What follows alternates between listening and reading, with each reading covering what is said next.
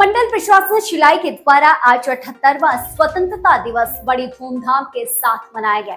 SDM Shillai ने इस कार्यक्रम में बतौर अतिथि शिरकत की और इस दौरान उन परिवारों को सम्मानित किया गया जिन परिवारों ने देश के लिए अपना बेटा खो दिया। आपको बता दें कि एसडीएम शिलाई सुरेंद्र मोहन इस कार्यक्रम में बतौर अतिथि रहे और इस दौरान वे कहते हैं कि 1947 में जब देश आजाद हुआ तो खुशी की इस लहर में हर नागरिक ने देश को एक नई ऊंचाई पर ले जाने का संकल्प लिया और आज कहीं ना कहीं वह संकल्प पूरा हुआ दिखाई देता है।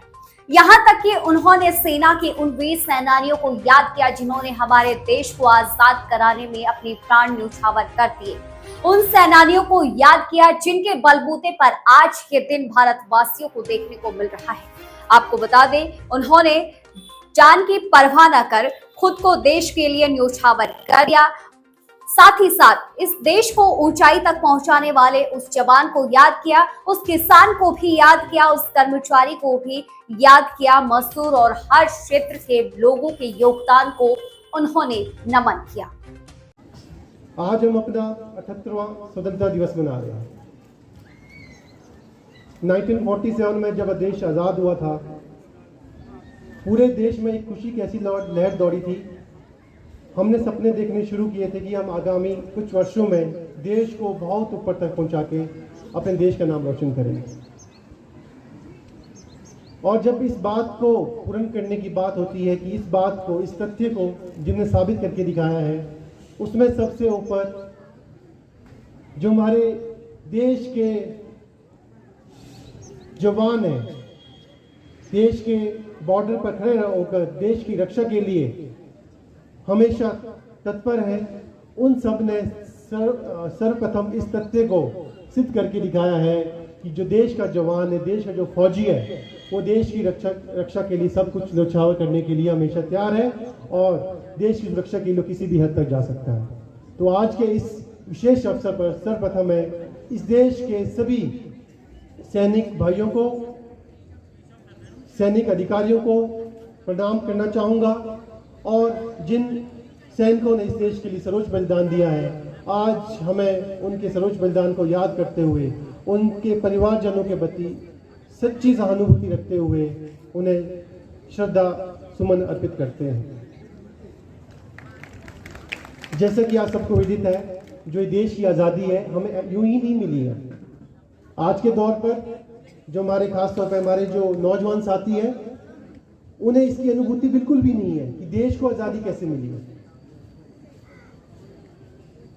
हमारे देश का जो इतिहास है बहुत गौरवमयी रहा है, इसमें कोई दो राय नहीं।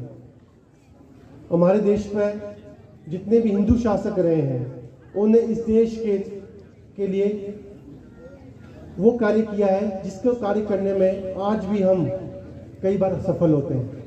प्राचीन समय में चाहे साइंस की बात हो, चाहे मेडिसिन की बात हो, चाहे भौतिक विज्ञान की बात हो, हमारे देश में ऐसे ऐसे वैज्ञानिक पैदा हुए हैं जिन्हें इस देश का नाम आज तक रोशन किया है। उसमें चाहे आर्यभट्ट का नाम हो, कौटिल्य का नाम हो, ऐसे बहुत सारी महानुभूति रही है।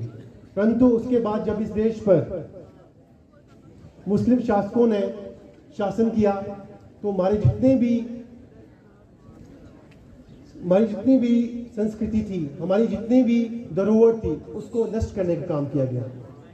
और उसके बाद जिस तरह से अंग्रेजों ने हमें अपना गुलाम बना के रखा और उसको गुलामी से छुड़ाने के लिए हमारे जो वीर सपूत थे, इस देश के जितने भी हमारे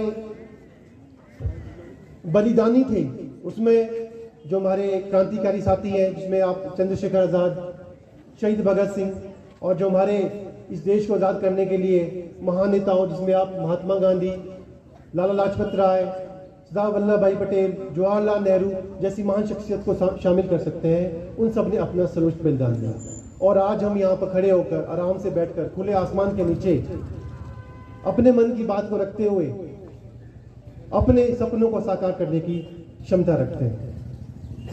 तो ये आज़ादी हमें यूं ही नहीं मिली है, ये आप सबको विदित है। परंतु इस आज़ादी को बचाने के लिए